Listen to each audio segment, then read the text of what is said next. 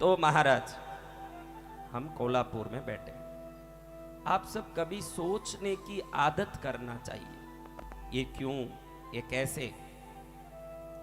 ईश्वर को अगर नास्तिकता से भी सवाल करोगे कि है या नहीं, तो दूध में घी है या नहीं नहीं दिखने के कारण सच में दिल से कोई पूछता है, सोने जैसे नाटक कर रहा है तो फिर तो उसको उठा नहीं सकते हो। कोई उठा देगा इसलिए सोने की बहाना कर रहा है, तो फिर तो आप 1000 उठाओ तो भी उठेगा नहीं, क्योंकि वो बहाने से सो रहा है। असली में कोई सो रहा तो उठा सकते हो।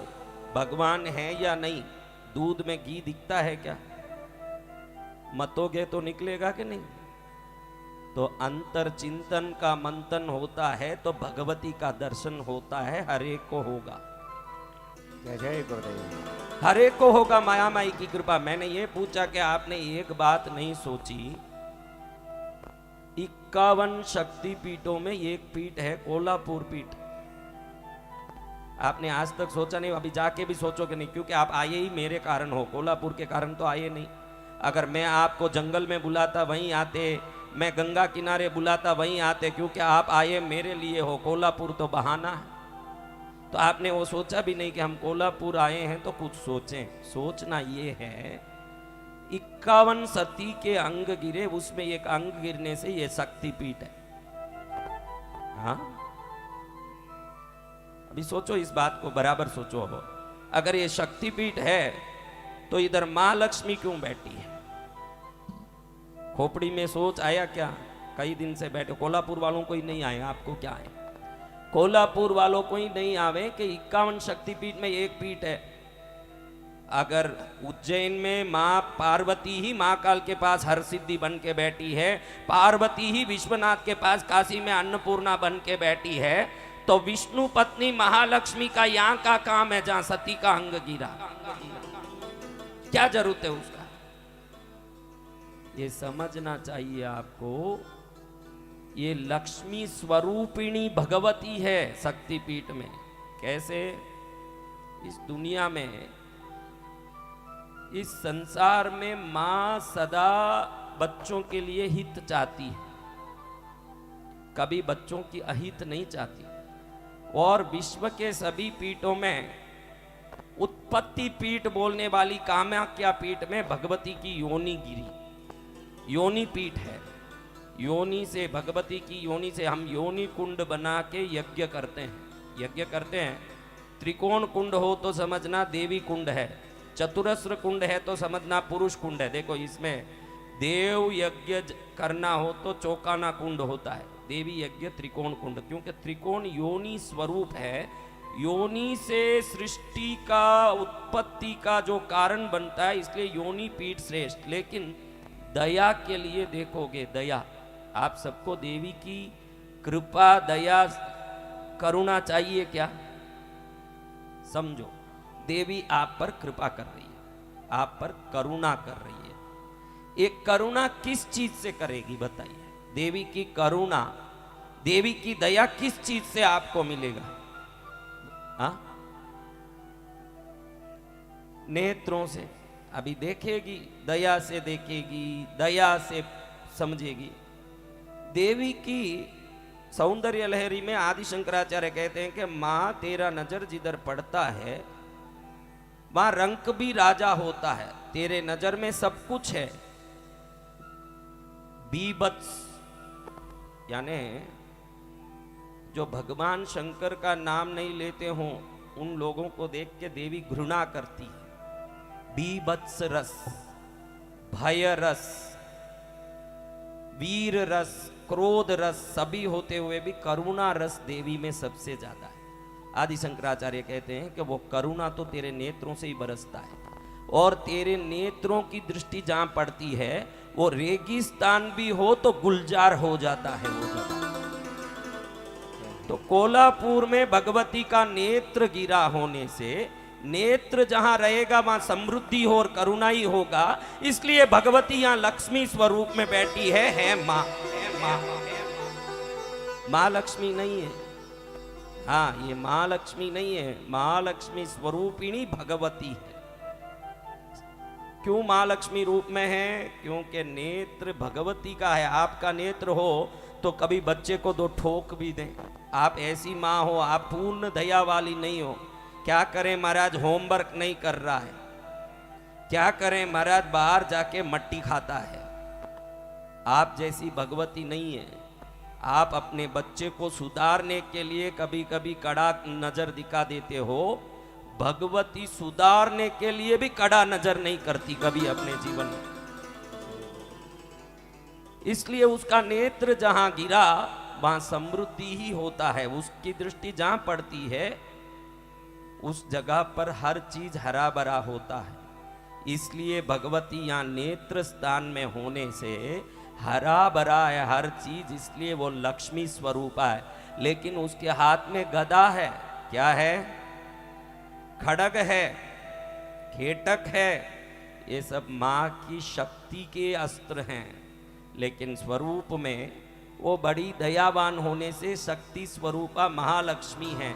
51 शक्तिपीठ में 50 शक्तिपीठों में भी भगवती शक्ति स्वरूपा ही है। 50 पीठों में शक्ति के स्वरूप में ही है। सिर्फ कोल्हापुर एक ही ऐसा 51 शक्तिपीठ स्थान में एक पीठ है जहां भगवती लक्ष्मी स्वरूप में है। वो एक पीठ है।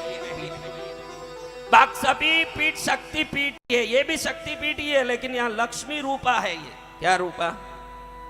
तो आप सब लक्ष्मी की कृपा पाओगे जब इसकी श्रद्धा में आपका मन डूब जाए। गुलाब जामुन बना दिया, पूछूं कि भाई क्या रे कड़ा है ये गुलाब जामुन? पता नहीं महाराज। चाशनी में डाला क्या? नहीं, भूल गया महाराज। गुलाब जामुन बना सकता है, लेकिन जब तक चाशनी में नहीं डूबेगा मिठास और नरमाठ नहीं आएगा। कोल्हापुर आ गए हो, गुलाब जामुन तो बन गया है, लेकिन अब ये गुलाब जामुन को उसके चरण में भक्ति और भाव रूपी चाशनी में डुबाना पड़ेगा। बिन डुबाए आपका ये गुलाब जामुन नरम नहीं पड़ेगा। ये सब माँ को लेके बैठे हो। हाँ, देखो चराचर जगत को गोद में लेने वालों को हम गोद में लेके बैठ गए हैं। चराचर जगत को गोद में लेके बैठने वाली है वो, उसको हम गोद में ले बैठ के बैठे हैं। ये क्या बताता है? समय पड़ेगा तो भगवती बालिका भी बन जाएगी, हमसे वो काम करवाएगी बच्ची बन के। अब वो बच्ची बन के आई है, आप उसको घर ले जाके माँ बना के सेवा करोगे तो ये आपको बच्ची जैसा प्यार और माँ जैसा आशीर्वाद दोनों साथ में दे सकती है। हम भजन भी गाते हैं, बच्चों को दर्शन दे गई रे एक छोटी सी कन्या। जिसने जिस प्रकार धाया उनको उस प्रकार से दर्शन देने वाली है माँ। बच्चों के रूप में उसका ध्यान करो तो वो बाला त्रिपुर सुंदरी के रूप में आती है। थोड़ा बड़ा रूप में ध्यान करो तो कौमारी के रूप में आती है, कुमारी का, फिर कन्यका, फिर सुहागिन। उसका सबसे बड़ा रूप है धूमावती रूप, जिसमें विधवा के रूप में आती है। एक ही रूप वो है, संपूर्ण रूप धूमावती रूप, जिसमें वो विधवा की तरह भी रहती है। दुनिया के जितने स्त्री रूप हैं इतना रूप भी लेके वो दिखाती है कि हर रूप में मैं ही हूं इस संसार, वो दिखाती है। उस पराम्बा को नमन करके ये कोल्हापुर में उसने कोलासुर नाम के राक्षस का वध किया। राक्षस ने वरदान मांगा, मां मेरे शरीर को तो तूने समाप्त कर दिया, लेकिन तेरे चरण में समाप्त होने का पुण्य भी तो होना चाहिए, क्योंकि संसार के हाथ में पड़ के जीने वाले से भी तेरे हाथ में पड़ के मरने वाले का पुण्य ज्यादा होता है। संसार के हाथ में पड़ के जीने वाले का क्या औकात है? तेरे पैर पड़ के कोई मर जाए वही अमर हो जाता है। माँ तो मुझे भी अमर कर दे, माँ मुझे भी अमर कर दे। मेरा शरीर तो तूने निकाल दिया, लेकिन तू मुझे अमर कर दे। भगवती ने वरदान दिया, बेटा जा, तूने 1000 पाप किया होगा, लेकिन तूने मेरे चरण में वरदान मांगा है, युगों तक तेरे नाम से ये स्थान कोल्हापुर के नाम से जाना जाएगा, तेरे नाम से जाना जाएगा, ये जगह तेरे नाम से पुकारेगा। कोई पूछेंगे तो सब बोलेंगे कोल्हापुर जा रहा हूं, कोल्हापुर जा रहा हूं, तो लाख बार तेरे नाम का अर्चन होगा, मेरे हाथ से तेरे वध का सबसे बड़ा फायदा ये होगा, मर के भी तू अमर हो जाएगा। ऐसे शक्तिपीठ कोल्हापुर में हम सब आए। भगवान जाने वापस कभी जिंदगी में आएंगे भी या नहीं। हम जैसे साधु तो बहती गंगा है, कहाँ जाते हैं कहाँ रहते हैं राम जाने। तो वो इस क्षेत्र को प्रणाम करता हूँ, खरवीर क्षेत्र को, यहाँ रहने वाले सभी उत्तम देवी देवताओं को प्रणाम करता हूँ। हम बच्चे यहाँ से निकल जाएंगे, हमारे घर में व्यस्त रहेंगे। जैसे एक सती 1000 काम करती हो, रसोई करती हो, सच्ची सती अपने पति का स्मरण एक क्षण भी भूल नहीं सकती हो, वैसे हे देवताओं हम कहीं भी रहें, हम पर आपका आशीर्वाद को भुलाए बगैर बना के रखना। आपका आशीर्वाद हरदम हमारे पीछे लगा रहना चाहिए। आपका दिव्य तेज, बड़ा पुण्य है हम संतों का अनजाने गांवों में आके सब व्यवस्था कर लेते हैं, क्योंकि करवाने वाली वो हो तो फिर तो वो सब काम स्वयं करती है। बड़ा भाग्य है कि हम एक एक शक्तिपीठ करके काशी विशालाक्षी का, काशी कोतवाल भैरव उत्सव करके सीधे अब कोल्हापुर में उत्सव किए हैं। लगता है जल्दी ही और एक शक्तिपीठ में जाके भक्ति करेंगे। आप भी मन में प्रण करिए, घूमने की कई जगह आपको याद है, यहाँ जाना चाहिए वहाँ जाना चाहिए। प्रण करिए कि इस शरीर में प्राण हो जब तक ही 51 शक्तिपीठों का भी आपको एक बार दर्शन हो जाए, उसके दिव्य रूप का, उसी दिव्य महिमा का एक बार आपको स्पर्श हो सके, उसके चरण का आपको एक बार दिव्य स्पर्श हो सके, ऐसे प्रार्थना करो माँ को। कोई मूर्ति लेने आए हो तो मूर्ख हो, क्योंकि मूर्तियों में नहीं पड़ी है वो तो एक रूप है, स्वरूप में कुछ नहीं है। मैं मूर्ति ले जाऊंगा घर में बहुत पैसा आने लगेगा, काम होने लगेगा, कुछ नहीं होगा। होगा तब जब इसके अंदर की भगवती पहले से ही आपके हृदय में बैठी हो। उसके बगैर कुछ होने वाला नहीं है। खाली फालतू सब माता फोड़ी करोगे, कुछ फायदे का नहीं है। मूर्ति मत लो, आप लोग लो ही मत। इधर है क्या देखो।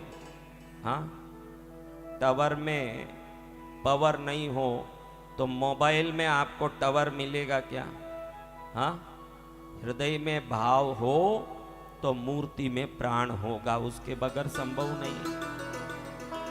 ऐसी जगदम्बिका पराशक्ति महामाया परमेश्वरी को नमस्कार करता हूँ। माँ, तूने बुला के बड़ा प्यार दिया। देखो कितने कोल्हापुर वाले बैठे हैं, हाथ ऊंचा करो। पूरा कोल्हापुर, रोज हजारों बच्चे मेरे कोल्हापुर के, पूरे कोल्हापुर के ही हैं। कल कौन कौन कोल्हापुर के ठीक हुए, परसों ठीक हुए प्रार्थना से। प्रार्थना कैसे काम की? खड़े हो जाओ एक बार कोल्हापुर वाले सब, मेरे लिए खड़े हो जाओ। नहीं खड़ोगे तो माँ डांटेगी कि मजा तो खूब ले लिया तुम लोगों ने, फायदा तो खूब लिया है। हाँ, सब ठीक हो गए, अच्छा हुआ, और आप खुश रहो, मैं ये प्रार्थना करता हूं। और आप लोग खुश रहो। हजारों कोल्हापुर के लोग रोज आते थे, ठीक होते थे। प्रार्थना में कितनी शक्ति है। प्रार्थना करो, एक क्षण में दुख मिट जाता है। आज से घर में आप भी प्रार्थना करो। अगर मेरी प्रार्थना में इतनी शक्ति है तो जरूर आप भी प्रार्थना करते करते एक दिन इतनी शक्ति आ जाएगी कि करोड़ लोगों को आप भी ठीक कर सकोगे, आपको भी शक्ति आ जाएगी। बैठिए। धन्यवाद आप सबको, कोल्हापुर वालों को इतना प्रेम दिया, अपनापन दिया।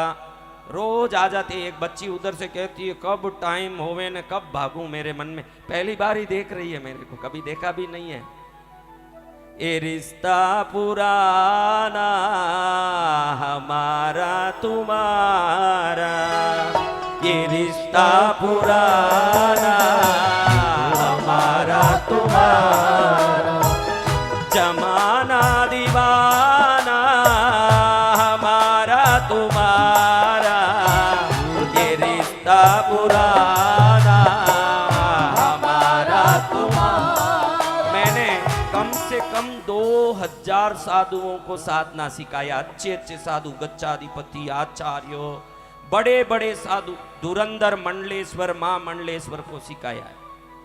लेकिन गर्व से कह सकता हूं, शायद ये मंच संचालन करने वाले ये बच्चे भी हजारों मंचों में जाते हैं, रोज काम ही यही है कि और कोई काम है?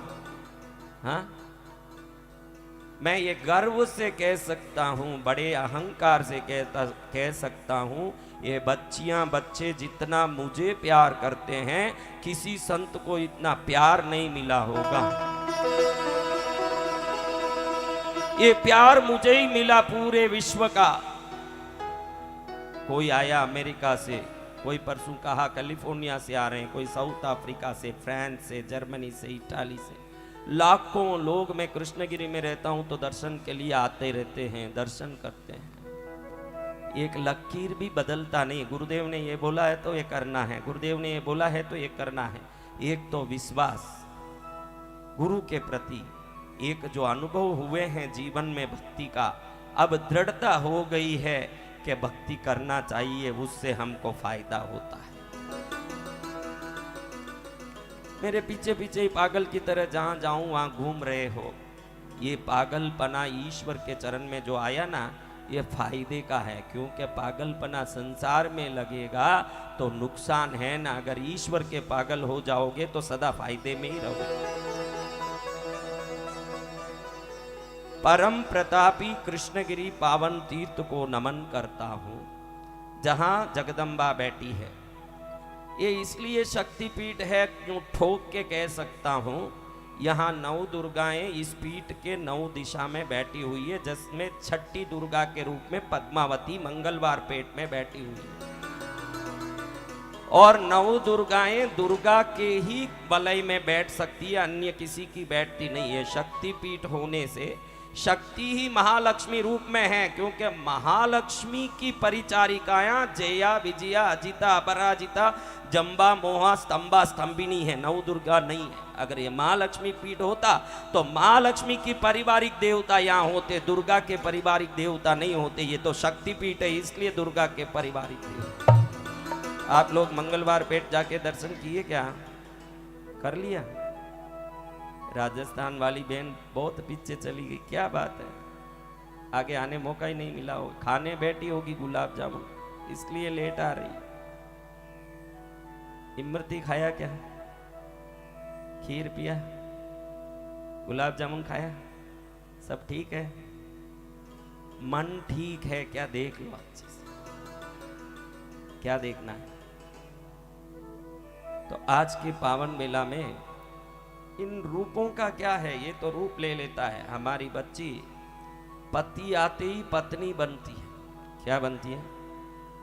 बेटा आते ही मां बनती है। भाई आया राखी बांधने, बहन बन गई। ननंद आई भाभी बन गई, भाभी आई ननंद बन गई। भतीजी आई बुआ बन गई। भांजा आया मामी बन गई। इधर ये इतना रूप ले सकती है तो आदि शक्ति करोड़ों रूप ले सकती है, सब उसी के रूप।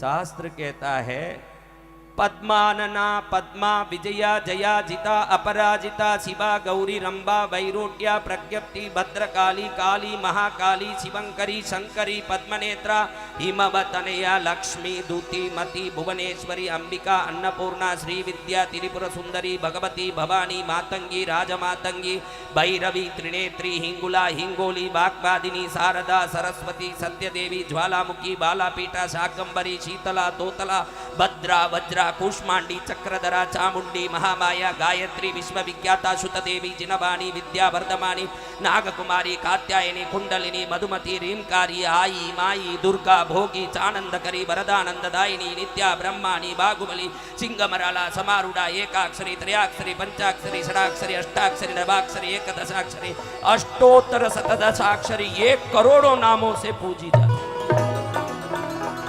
जय गुरुदेव। लाख लाख नामों से तुझको पुकारूं, लाख लाख नामों से तुझको पुकारूं, भक्ति से पूजा रचाऊं रे उमड़ा है सागर आनंद का, उमड़ा है सागर आनंद का, उमड़ा है सागर आनंद का, है सागर आनंद का।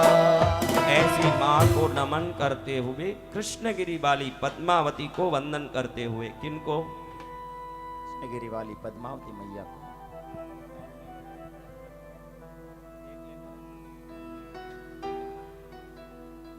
कोल्हापुर का इतिहास बहुत बड़ा है। कहते हैं 108 कल्पों से, युगों से नहीं, कई युगों का ये कल्प होता है। 108 कल्प पहले माँ अब जहां बैठी है वहां बैठी, जो आज तक अविच्छिन्न यहीं बैठी हुई है। 108 कल्पों से ये मंदिर यहाँ है। आप समझ नहीं पाओगे कल्प क्या है। सागरोपम पल्योपम सभी युगों में ही आ जाता है, वो तो कल्प की बात है। तो ये क्षेत्र प्रभावशाली है। जो राजा महाराजाओं ने मंदिर बनाया वो अपने विलक्षण सिद्ध पुरुषों से पूछ के मंदिर का स्थान चेक करते थे। कोई भी ये जो धरती है अलग अलग जगह पर उसका अलग अलग प्रभाव है। ये जो धरती में पानी ढूंढते हैं, आप जिनसे बोरिंग करवाते हो, वो आदमी बता देता है कि यहाँ पानी है, यहाँ पानी है, यहाँ बोरिंग करिए, बताता है कि नहीं?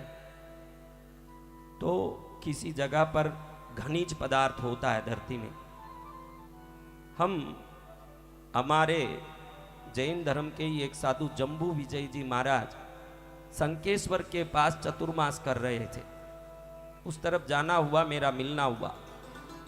मैंने उनका कहा, जिस मंदिर वालों को बुला के कहा, जो राम मंदिर बनाए हो आप, इसके नींव के नीचे मरे हुए मुर्दों की हड्डी बाल ये सब भरी हुई है, ये जगह शुभ नहीं है। तो अगले दिन उसके चबूतरे को खुदवाया तो अंदर हड्डी गिड्डी सब निकली। मैंने महाराज को कहा यहाँ रहना नहीं चाहिए। उसके करीब 15 दिन में महाराज एक्सीडेंट में मर भी गए। हम किस जगह रहते हैं ये बहुत महत्वपूर्ण रहता है। आप किसी भी घर में रहते हैं, उस जगह की ऊर्जा को अगर समझ नहीं पा रहे हो कि ये कैसी ऊर्जा है, तो नमक जैसी चीज़ों को ये कांच के बाउल में रखना चाहिए, ताकि नीचे कोई गलत ऊर्जा हो तो ये नमक अच्छे से गलत ऊर्जाओं को खींचता है।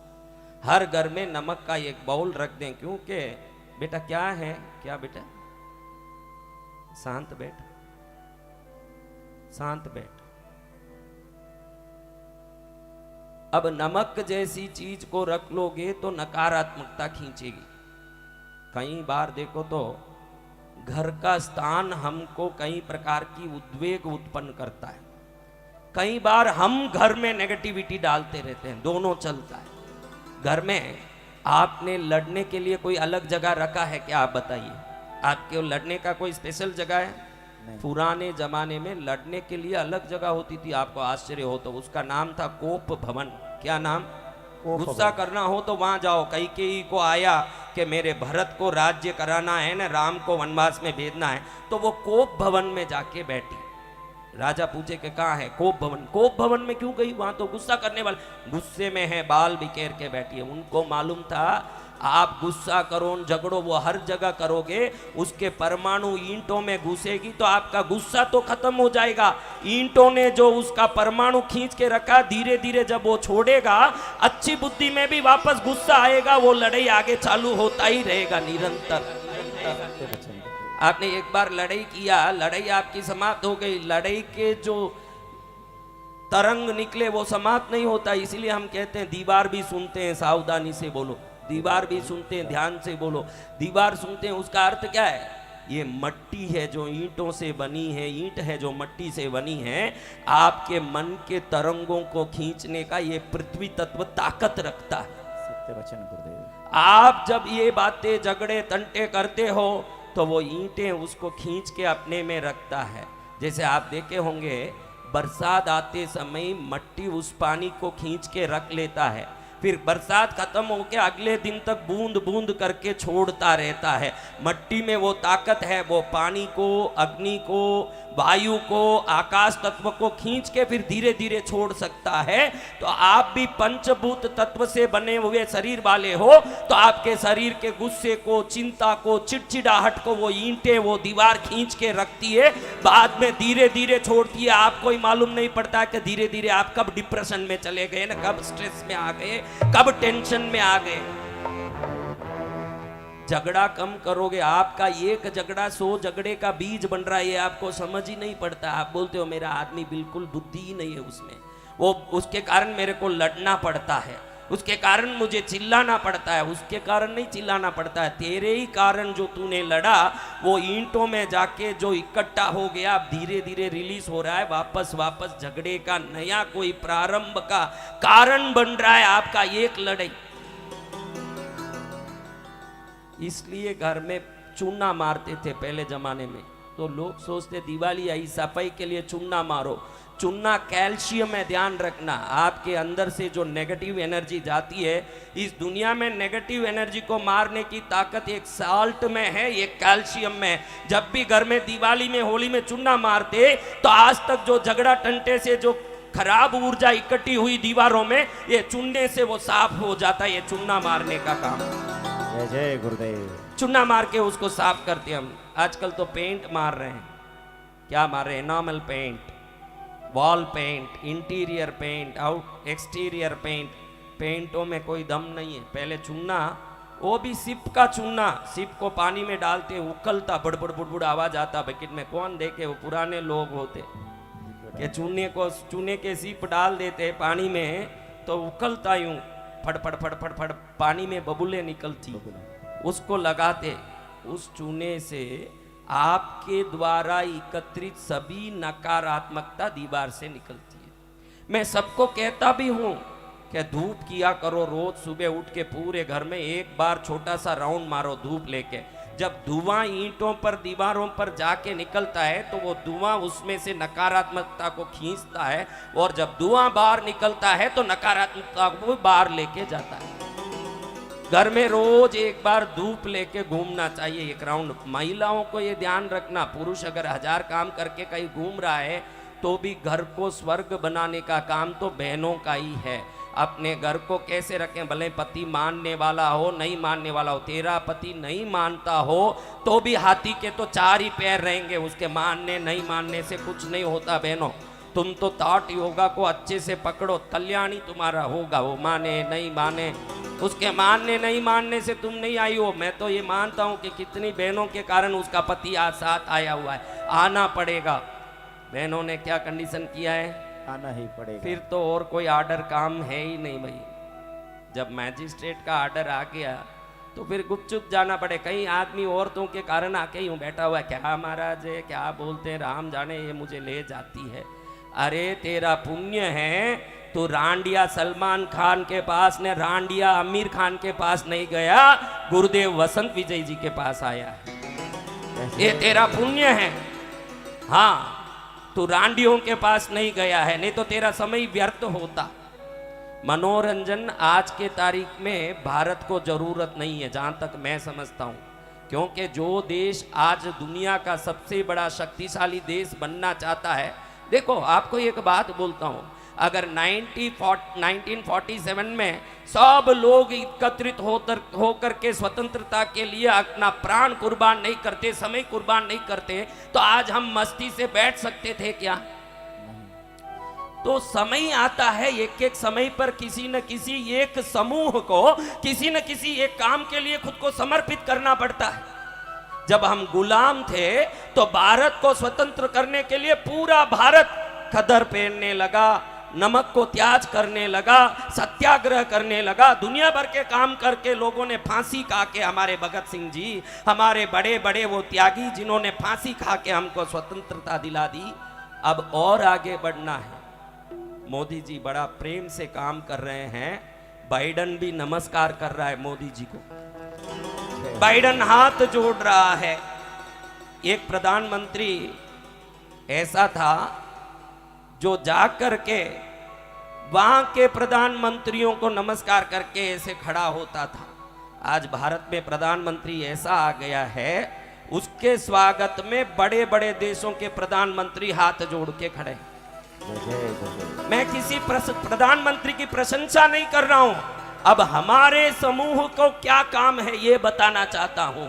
अब भारत को सर्वोत्तम शक्तिमय देश बनाने का अगर कोई काम आ गया है और वो समय आ गया है, तो अकेला प्रधानमंत्री नहीं, चाय के दुकान में भी चाय ले जाके देने के लिए भी एक काम वाला तक होता है। तो हर प्रजा का काम है कि फालतू मनोरंजन छोड़ के अपना आर्थिक व्यवस्था अधिक से अधिक बढ़ाएं, अपने मानसिक शक्ति बढ़ाएं, अपनी जीवन शैली की स्तर बढ़ाएं, ताकि भारत अपने आप शक्तिशाली देश बने। जय गुरुदेव, जय जय। भारत शक्तिशाली देश तभी बन पाएगा जब दूसरे देशों के हमारी चीजें यहां से आयात होगी, हम दूसरों को उधारी देने जैसी ताकत आएगी। देखो, दुनिया भर के देशों के लोगों को बुला के इंदौर में ग्लोबल बिजनेस समिट करना पड़ा, ताकि उनको निवेदन करना पड़ा, आओ हमारे देश में इन्वेस्ट करो। क्या बोलना पड़ा? इन्वेस्ट करो। आप लोग ये जो मोबाइल लेके 8 घंटा व्हाट्सएप देख रहे हो ना, वो बंद करके काम में लगोगे सब लोग, तो दूसरे देश के लोग आपको बुलाएंगे कि आओ हमारे देश में आके इन्वेस्ट करो, आप सेठ हो। जिस दिन हमको ग्लोबल समिट करने की नौबत खत्म हो जाएगी किसी दूसरे को बुला के, हम क्यों नोकिया को बुलाएं, हम क्यों सैमसंग को बुलाएं, हम क्यों सेंट गोबेन को बुलाएं? हमारे सभी प्रकार के उत्पाद भारत को छोड़ के दूसरे देशों में जाएं, जब भारत शक्तिशाली बनेगा।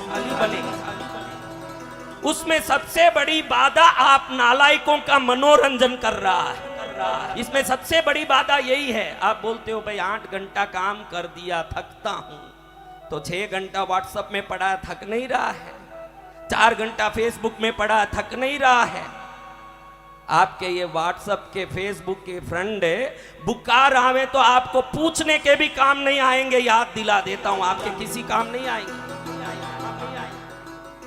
आपको आपका मनोरंजन छोड़ के मेहनत करना पड़ेगा, ऐसा मेहनत कि आप अपनी मेहनत से पड़ोसी को कुछ दो ना दो, अपनी मेहनत से इतने सक्षम बन जाओ कि सक्षम समूह का देश होने से स्वयं भारत दुनिया का शक्तिमय देश बन जाए। उसके सिवाय कोई और रास्ता नहीं है। आप सोचोगे कि भारत शक्तिशाली मोदी बनाएंगे, भारत शक्तिशाली मोदी बनाएंगे, एक आदमी मिलके ये पंडाल नहीं खड़ा कर सका तो एक आदमी भारत को शक्तिशाली नहीं बना सकेगा। ये 32 खंबे जैसे खड़के इस पंडाल को आधार दे रहे हैं, 140 करोड़ भारतीयों को खंबा बनना पड़ेगा, तब भारत शक्तिशाली बनेगा। इसके बगैर तुम भारत को शक्तिशाली बनाओ तुम नालायकों को मनोरंजन त्यागना पड़ेगा। आपके पास अभी लोभ भी भरपूर है, न स्वार्थ भी भरपूर है, न मनोरंजन भी। एक आदमी ऐसा नहीं है जो 5 घंटे से कम इंटरनेट का यूज करता हो। 2 GB खत्म हो गया जो लिया हुआ है एक दिन का, फिर भी खरोद रहा है कुछ निकल जाए और थोड़ा दिख जाए, कुछ दिख जाए। क्या दिखेगी? रांड दिखेगी ऐश्वर्या राय, और क्या दिखेगी? और क्या होगा तुम्हारे जीवन में? हमको सब खेल कूद मनोरंजन सब छोड़ करके मेहनत करना पड़ेगा। एक समूह था भारत को सोने का चिड़िया बनाने के लिए, चेर राज्य, चोल राज्य, पांड्य राज्य बना करके इस धरती में काम किए। एक समूह था भारत को स्वतंत्रता देने के लिए, मदन मोहन मालवीय बन के, लाल बहादुर शास्त्री बन के काम किए, नेताजी सुभाष चंद्र बोस बन के काम किए।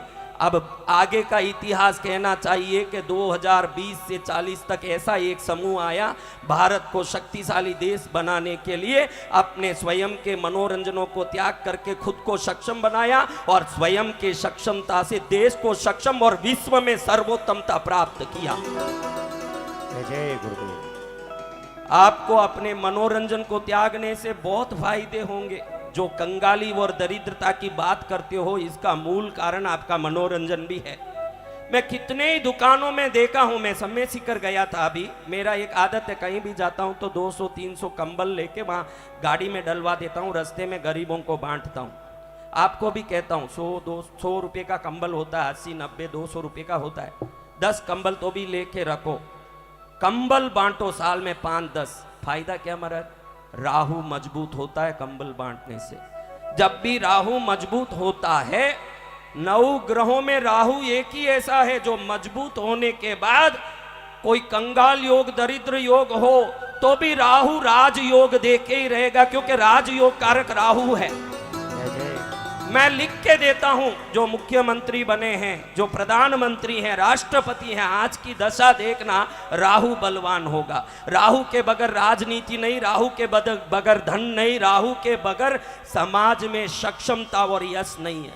और 100 रुपए का कंबल आपको वो बल दे सकता है। जय जय गुरुदेव। हाँ, चीजें अपना काम करती है। मैं कई बार बोला आपको, मैंने पहले भी बोला, देखो एक पार्टी है, मैंने बोला घड़ी घड़ी किसी का बोलना नहीं, लेकिन मैं बोलता हूं। जी गुरुदेव। ज्योतिष शास्त्र क्या बोलता है, इसलिए मैं वो बोलता हूं। हस्त नक्षत्र, कौन सा नक्षत्र है? हस्त नक्षत्र। हस्त नक्षत्र का चिन्ह है हाथ। हाथ क्या है? हाथ। पुनर्वसु नक्षत्र का चिन्ह तीर और धनुष। तीर धनुष। पुनर्वसु में राम का जन्म हुआ। और आज भी आप देखो, एस्ट्रो साइंस के हिसाब से पुनर्वसु का नक्षत्र है तीर और धनुष। वो राजमहल में जन्मा एक बालक राम नाम से, लेकिन उसका नक्षत्र का चिन्ह तीर और धनुष होने से वनवास में जाके भी उस तीर और धनुष को उसको पकड़ना ही पड़ा, क्योंकि वो नक्षत्र छोड़ेगा नहीं। उसको वो तीर और धनुष पकड़ के घूमना पड़ा। और रोहिणी नक्षत्र का चिन्ह है रथ।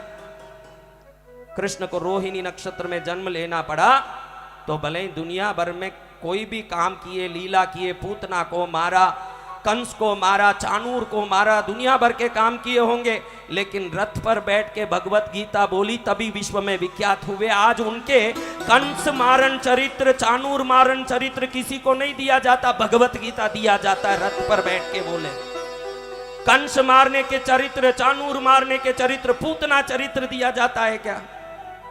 मोदी जी ने बाहर के देश के लोग आए तो क्या भेंट किया? गीता, गीता, भगवत गीता। और वो गीता कृष्ण ने कहां बैठ के बोला? रथ में। क्योंकि रोहिणी नक्षत्र का चिन्ह ही युगों से रथ है। हस्त नक्षत्र का चिन्ह हाथ है। एक पार्टी को मालूम ही नहीं पड़ा कि ये किसी नक्षत्र का चिन्ह है, उसने वो चिन्ह लगा दिया अपने पार्टी में। किसी पार्टी का होगा, मैं तो ज्योतिष बोल रहा हूं, किसी पार्टी की टीका टिप्पणी करनी संतों का काम नहीं है, लेकिन नक्षत्र कैसे काम करता है ये बताने के बोलता हूं कि हस्त नक्षत्र का ये हाथ का चिन्ह का फल पढ़ना, कभी गूगल में सर्च करना, हस्त नक्षत्र हाथ आएगा। तो ये नक्षत्र, ये चिन्ह उपयोग करने वालों का क्या काम होता है? पैसे के पीछे पड़े रहना, वो चिन्ह का काम हो। इसीलिए बोफर्स का लफड़ा, फेयरबॉक्स का लफड़ा, 2G का लफड़ा, दुनिया भर का लफड़ा, ये इतने लफड़े इसलिए आए क्योंकि चिन्ह ही गलत है तो काम ही गलत ही होगा। और आप कमल देखिए, अनुराधा नक्षत्र का है। अनुराधा नक्षत्र तो भारतीय जनता पार्टी का चिन्ह है कमल, अनुराधा नक्षत्र का चिन्ह है। और कमल चिन्ह के नीचे उसका फल पढ़िए। वो चिन्ह में जाने वाला अगर कोई भूल चूक के स्वार्थी भी हो, उसको छोड़ के देश सेवा में लग जाएगा, वो चिन्ह में ही लिखा हुआ है। पढ़ो आप, मैं नहीं बोल रहा हूं। ये एक्सीडेंटली सेलेक्ट किया गया या इंटेंशनली सेलेक्ट किया मुझे मालूम नहीं, लेकिन वो चीज वो काम करता है, ये आपको मैं बताना चाहता हूं। बोलो बोलो सद्गुरुदेव की। वो चीज उस काम को करता। मेरा मृगशीर्ष नक्षत्र है। क्या? मृगशीर्ष। मेरा नक्षत्र है मृगशिरा। मृग यानी हिरण, शिरा यानी उसका शीश, मृग का शीश। जैसे मृग बहुत कोमल होता है, एकदम अपने जीवन में सादगी, शांत, साधु स्वभाव रखता है, मृगशिरा नक्षत्र वाले सदा दया और श्रेष्ठता के पात्र बनते हैं। और उनको सदा हिरण का सिर देखना चाहिए या 3 आंख वाले नारियल का फोटो देखना चाहिए। मृगशिरा नक्षत्र वालों क्या देखना चाहिए? अनुराधा नक्षत्र वालों को कमल का चिन्ह अपने मोबाइल स्क्रीन में रखना चाहिए। कमल का चिन्ह कौन है? अनुराधा नक्षत्र वाले। लाल कमल का चिन्ह अपने मोबाइल स्क्रीन में रखोगे तो अपने आप ये कॉस्मिक सिंबल है, कॉस्मिक सिंबल है। आप जब भी आप देखते हो आपका नक्षत्र एक्टिवेट होना शुरू होता है। अगर सोया पड़ा है तो भाग्य जगने लगता है, अपने आप भाग्य जगता है। आपका जो नक्षत्र है उसका चिन्ह देखोगे तो वो पासवर्ड है, यूनिवर्सल कोड है। आपको आपके जीवन की श्रेष्ठताओं को किसी एक दृश्य या नंबर के साथ दुनिया में जोड़ा हुआ है। नारंगी को देखो आप, कितनी नारंगी मौसम्बी छोड़ लो आप, छीलो उसको, छीलो, उसमें अंदर जो गुदाएं होती है इसके आंकड़े फिक्स होते हैं। आप मैथ्स देखो, 1 + 1 = 2, 2 + 1 = 3, 3 + 2 = 5, है ना। 5 + 3 = 8। अब 5 और 8 के बीच में देखो 6 7 नहीं है। आप किसी भी नारंगी में 4 6 गुदा दिखा नहीं सकते, क्योंकि पूरा यूनिवर्स इस सिंबल पर ही चलता है। 4 या 6 गुदा रहेगा ही नहीं, या तो 5 रहेगा या 7 या 8, क्योंकि ये यूनिवर्सल सीक्रेट है, पूरा विश्व इसी पर चलता है। अगर इसको बराबर समझ लोगे तो कितने पैसे में धंधा करना, कितना इन्वेस्ट करना, कितना डालें तो नुकसान हो नहीं होगा, ये ज्ञान भी आ जाएगा। क्या होगा? आपने गलत आंकड़ा लगाया है तो गलत तकलीफ आएगी। इसको क्वांटम सिंबल बोलते हैं। क्या बोलते हैं? क्वांटम सिंबल, क्वांटम नंबर बोलते हैं। क्वांटम नंबर के अनुसार चलोगे पूरा ब्रह्मांड, ये ब्रह्मांड में जितने नक्षत्र ग्रह हैं क्वांटम के हिसाब से चलता है पूरा, उसी पर चलोगे तो जीवन भी सफल होगा। ये बहुत बड़ा टॉपिक है, अभी इसको करेंगे तो पॉसिबल नहीं है कि आपको मैं समझा सकूं। फिर भी मैं आपको समझा रहा हूं कि आपके जीवन में कोई चीज सामने घड़ी घड़ी आ रही है और उससे नुकसान हो रहा है, तो वो आपका शत्रु नक्षत्र का चिन्ह है, वो दुख दे रहा है। आपके नक्षत्र से, आपका कौन सा नक्षत्र है? कोई नक्षत्र जानते हो? बोलो। आपका नक्षत्र को 1 रख लो, 1 नंबर आपका, उधर से 19वां नक्षत्र कौन सा है देखो, कौन सा नंबर? ज्योतिष से पूछ लेना, ज्योतिष से पूछ लेना कि आपके नक्षत्र को पहला गिनना, उधर से 19वां कौन सा ये गिनना। ये 19वां नक्षत्र ही आपका भाग्य नक्षत्र है। ये नक्षत्र का सिंबल अगर आपने मोबाइल में अपने घर में कहीं लगा के रख लिया, रोज 10 बार देख रहे हैं, 48 दिन के अंदर पूरी जिंदगी एकदम आनंद में फ्लाइट की तरह उड़ने लगती है, कोई डाउट नहीं है। क्योंकि ये चिन्ह आपके अवचेतन मन में छुपे हुए पूर्व भाग्य को जगाने लगती है ना, सब काम अपने आप होने लगता है। हर व्यक्ति के जन्म नक्षत्र से 19वां नक्षत्र उसके भाग्य को उदय करने वाला नक्षत्र होता है। कौन सा नंबर? 19वां। वो आप ज्योतिष से पूछ सकते हैं, पहले नक्षत्र ही मालूम नहीं, ऐसे तो पूरे बैठे हैं 90%। 1 2 4 जो हर बार पूछता हूँ, इसलिए वो बाद में पूछ के आ गए हैं, वो भी ऐसे ही हैं, वो खुद भी जानते नहीं थे। हम कार्यक्रम में पूछते नक्षत्र क्या, नक्षत्र क्या, तो फिर बटोरने लगे उसको, फिर उसको देख के आए हैं। ये सब माई की कृपा है कि आपको सुनने मिला। माई की जय बोलो। ये हो, नहीं तो कोई नक्षत्र है ना, कोई ठोर ठिकाना है।